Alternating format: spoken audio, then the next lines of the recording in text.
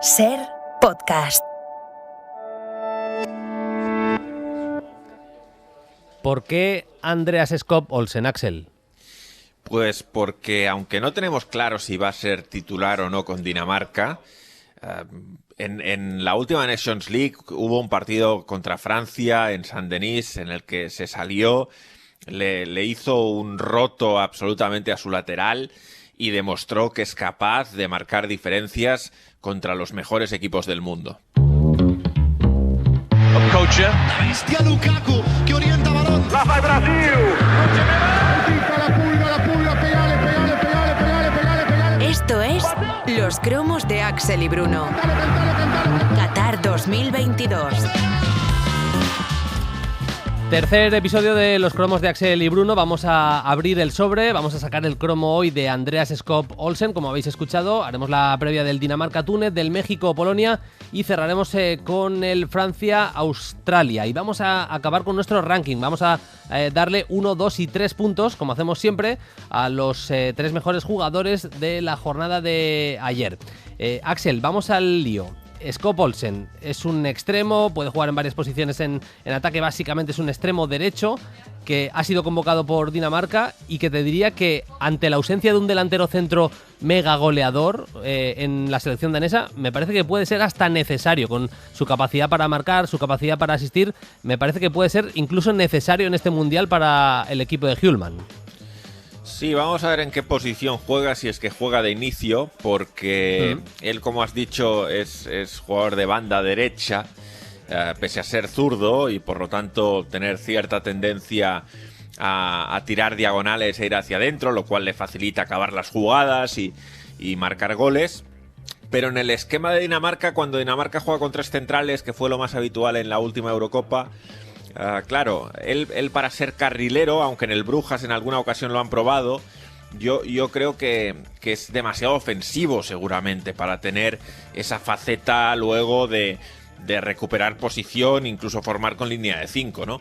Y claro, juega sin extremos puros Dinamarca, suele jugar con una doble media punta por detrás del punta principal y quizá una de esas dos posiciones sea la que acabe ocupando Andreas Skop Olsen si acaba jugando, pero es un chico que, como dices, mira portería, es directo, cuando encara busca salir de regate y armar disparo, y es un jugador técnicamente muy bueno.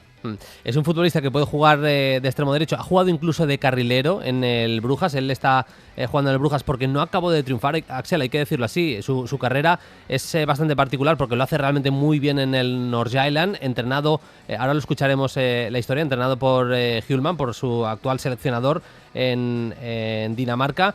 Pasa el Bolonia, en el Bolonia juega, no se puede decir que no juegue, le salen 26 partidos en cada una de las 2 temporadas en las que estuvo completas en el Bolonia, y luego tiene que ser traspasado al Brujas, que apuesta por el futbolista danés y que, insisto, Axel le ha puesto incluso de carrilero diestro en alguna vez y el futbolista danés ha rendido bien. Sí, es lo que te decía, que es una posición que en el Brujas ha ocupado, que yo no tengo claro que sea la posición en la que él puede rendir más, porque creo que él es más un extremo y es más un atacante y que por lo tanto le perjudica tener que hacer el retorno defensivo para cerrar con 5. Pero es verdad que el Brujas, pues en algunos partidos concretos de esta liga y de esta Champions League, pues lo ha usado como carrilero, que no es muy habitual, Bruno, realmente usar a un carrilero a pie cambiado. O sea, a un extremo sí, pero ver a un carril que prácticamente sea lateral de largo recorrido a pie cambiado no es algo tan habitual, y con Skop Olsen lo hemos visto en Brujas esta temporada. En el Brujas ha marcado un gol y ha dado una asistencia en la Champions. Decía lo de que puede ser necesario con Dinamarca porque en la fase de clasificación, más allá de que no ha sido titular indiscutible, como decía Axel, ha jugado 10 de los partidos, 7 lo ha hecho como titular. Yo creo que podría apuntar por rendimiento también estos primeros meses a titular, pero eso lo vamos a saber en un ratito cuando veamos la alineación ante Túnez. Pero insisto en que en esa clasificación marca 5 goles y da 3 asistencias para ayudar a Dinamarca a clasificarse. Y Dinamarca hace no tanto le pegó un meneo con Skop Olsen en el campo también a la selección de Francia. Hemos citado a Albert Capellas, es técnico español, técnico del Midtjylland. Hablamos con él hace un tiempo precisamente de Skop Olsen. Él fue seleccionador sub-21 de Dinamarca, lo tuvo entrenando a sus órdenes y explica la particular sorpresa o la sorpresa que le produjo el estar entrenando a Skop Olsen en los primeros días y cómo se produjo en la primera llamada, porque él no estava jugando en el Bolonia. Lo explica Albert Capellas.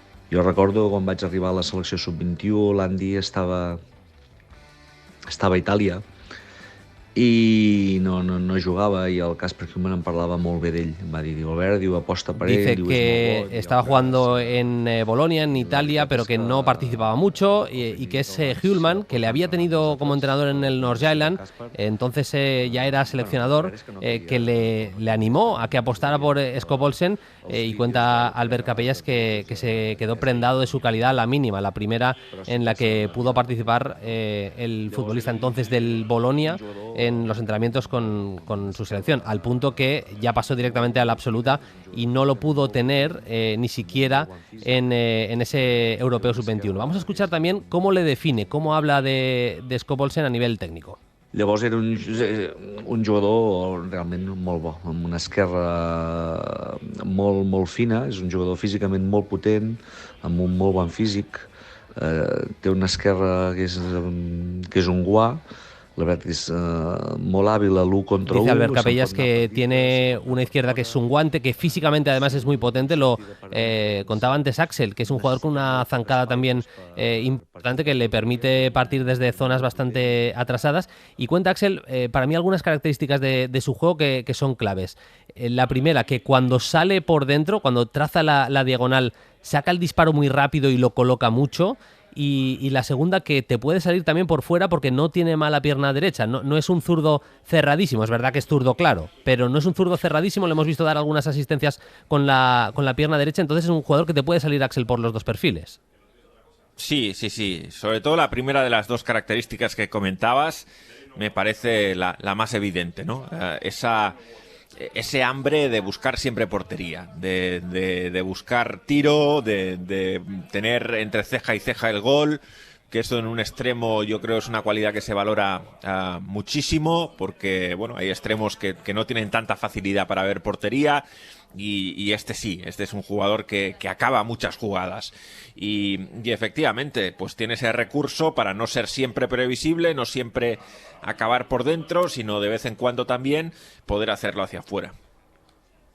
Estamos grabando este episodio en el set que tenemos aquí en el IBC. Las voces que oís de fondo es porque estamos acabando de preparar todo para el Argentina-Arabia Saudí, que vamos a empezar en nada. Lo vamos a contar en Carrusel, y la gente que oís hablar es la redacción de la SER aquí en Doha, preparada para comentar ese partido, y preparando todo con Dani Garrido. Va a narrar Lluís Flaqué. Bueno, lo tenemos aquí todo preparado. Axel, de cara a este Mundial, el impacto que crees que va a tener Skop Olsen en esta Dinamarca, ya sea empezando como titular o no, ¿crees que va a acabar siendo importante para su selección? A ver, está en un equipo que creo que lo normal es que pase ronda y por lo tanto que tenga como mínimo 4 partidos, ¿no? 4 partidos para lucir. Sí, creo que va a ser un jugador que cuando tenga minutos va a gustar lo que haga, porque es un jugador bonito de ver, es un jugador que tiene desborde, que tiene desequilibrio, es un jugador que encara. Eso siempre al espectador le produce una sensación muy positiva, y ya te digo, la única duda que tengo con respecto a él es el encaje en un esquema que a veces no es el idóneo para sus características. Pero, como has dicho, Hjulmand le ha hecho hueco en muchos de los partidos de fase de clasificación. A nivel de clubes, él está jugando en el Brujas, que se ha convertido un poquito en un mini Dortmund. Al final es un conjunto que está fichando mucho jugador joven de muchísimo talento. Jugadores como De Ketelaere han salido de allí, que recordamos que lo ha firmado el Milan. No está al mismo nivel Noah Lang, pero está jugando realmente bien, y futbolistas como Jutgla, que le han firmado del Barcelona, pues me hablaba muy bien hace unas semanas de la dirección deportiva, de cómo se mueven fichando a jóvenes el Brujas, y en el caso de Skop Olsen es esa apuesta de un futbolista que no estaba triunfando en Italia, no estaba triunfando del todo, y que por 7 millones de euros le firman procedente del equipo italiano. Apuestan y les ha salido bien porque apunta a traspaso todavía más importante, especialmente si la rompe en un partido como el de hoy y en un mundial. Vamos ya con la previa. Precisamente Dinamarca se enfrenta a Túnez. Hemos coincidido en algunas tertulias aquí en la SER, Axel, en Carrusel, en el Larguero.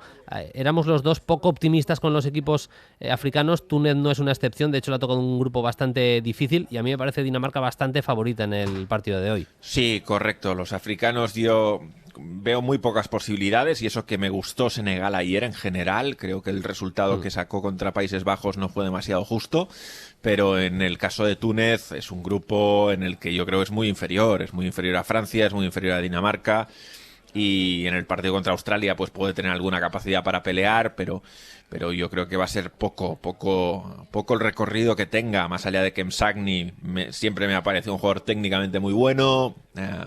Kasri también es un jugador que puede marcar diferencias, pero en general es un bloque bastante gris.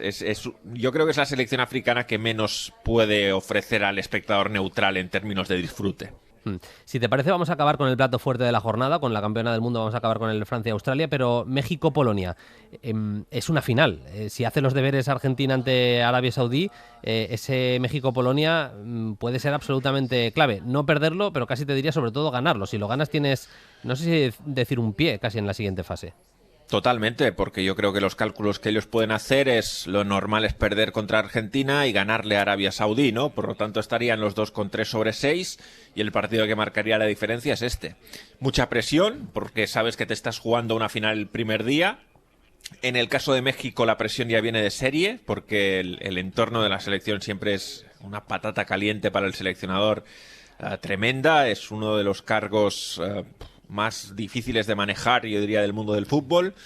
No vienen con una gran expectativa esta vez. La sensación es que hay cierto pesimismo, pero Martino en selecciones siempre ha conseguido que sus equipos compitan. Incluso cuando iba con Paraguay, pues sus equipos estaban bastante por encima del nivel individual que tenían, ¿no? Y yo le tengo fe. Vamos a ver ante esta Polonia que tiene algunos jugadores buenos, además de Lewandowski, realmente en segunda línea con Zielinski, con Szymański, tiene gente que puede llegar y que incluso se puede asociar sin ser un equipo extremadamente de posesión, y creo que va a ser un partido muy atractivo, sobre todo por la trascendencia que tiene. Para los que veáis ese partido, Lewandowski en Polonia hace más de falso 9 todavía que de lo que lo ha hecho en el Barça. Evidentemente falta la creatividad del centro del campo que puede haber tenido en el Barça y anteriormente en el Bayern de Múnich, pero lo vais a ver que sale muchísimo de zona para desordenar a la defensa rival, y yo por ahí sí que creo que igual jugar con dos delanteros le podría venir bien a Polonia, pero veremos qué es lo que elige el técnico polaco de cara al partido de hoy. México con la baja importantísima de Corona, porque al final pierde un futbolista que ha sido clave en los últimos años, más allá de que tiene al Chucky Lozano, que viene de muy buena racha, muy buen nivel mostrado en el Nápoles en este arranque de temporada. Y vamos a cerrar, Axel, con el Francia-Australia. Todo lo que le ha pasado a Francia en la previa de este Mundial es para escribir un libro. Es tremendo, es la actual campeona. No sé si el tema del maleficio del anterior campeón o qué es exactamente lo que pasa, pero les ha ocurrido a los de Deschamps de todo.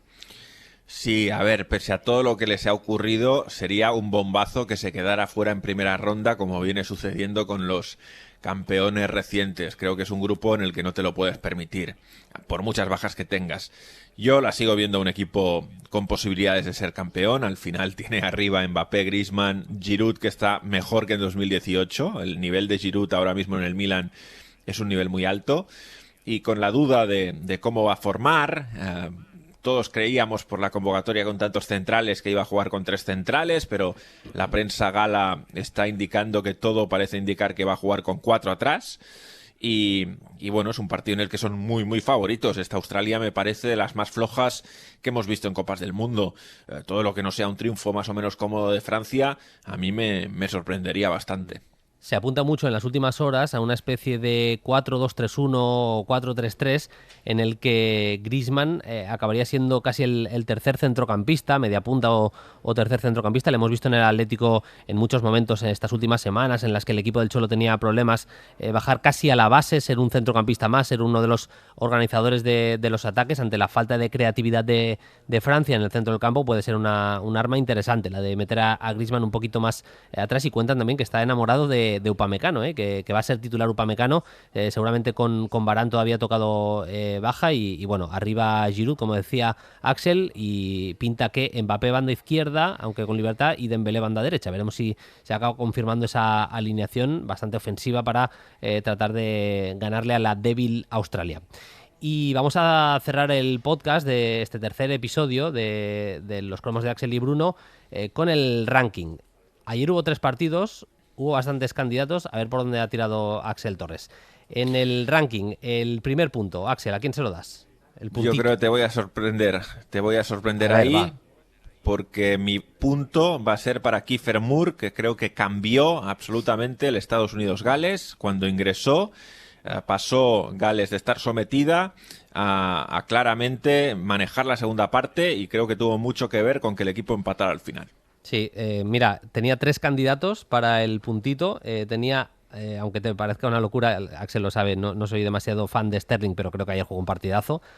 Marcó gol, además, me parece que estuvo realmente muy peligroso. Tenía a Sterling, a Moore y a el tercero, que es el que finalmente he elegido, que es Ismaila Sarr, que le hizo un lío tremendo a la defensa de Países Bajos. Aunque no se lleva ningún punto del partido, al menos le he querido premiar yo a Senegal con un puntito, en este caso el que le doy a Ismaila Sarr. Tus 2 puntos, Axel, esta semana, este primer día o segundo día, mejor dicho, de competición, ¿son para quién? Para Bukayo Saka, que es un jugador que me encanta y marca 2 goles, 2 muy buenos goles además. Bueno, cierta presión porque sabemos que falló el penalti definitivo en la final de la Euro, y gran arranque para el jugador del Arsenal, así que 2 puntos para él. Yo le doy 2 puntitos a Jude Bellingham. No empezó demasiado bien el partido, pero marcó un golazo de cabeza, y creo que al final de cuentas su partido es buenísimo, así que 2 puntitos para Jude Bellingham.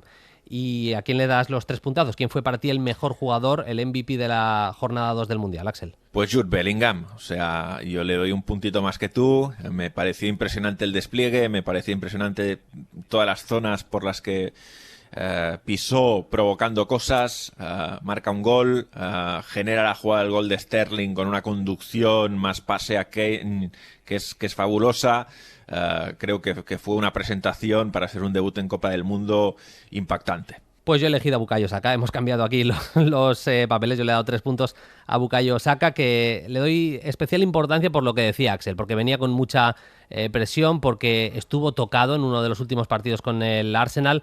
En muchas de las quinielas no aparecía como titular, aparecían Sterling y Foden. Ganarle la plaza de titular a jugadores como Foden, Grealish, que se mueven en zonas parecidas, tiene mucho mérito, y ayer le dio la razón a Gareth Southgate con el partidazo que jugó.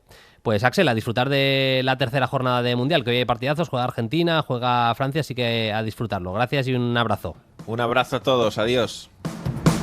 Nosotros nos vamos, nos podéis escuchar, ya lo sabéis, en Ser Podcast, pero estamos también en Apple Podcast, estamos en Spotify, en iVoox, en Google Podcast. Bueno, que podéis elegir, que no tenéis excusa, que podéis escuchar los cromos de Axel y Bruno, os podéis suscribir, seguir el programa, darle like a cada uno de los episodios, que evidentemente nos gusta sentir vuestro calor. Nosotros nos vamos, nos escuchamos en el siguiente episodio. Adiós.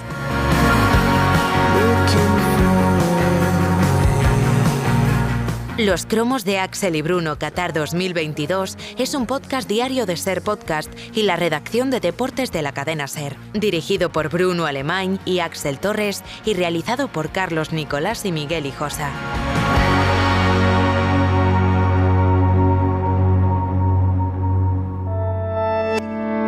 Cadena Ser. La radio.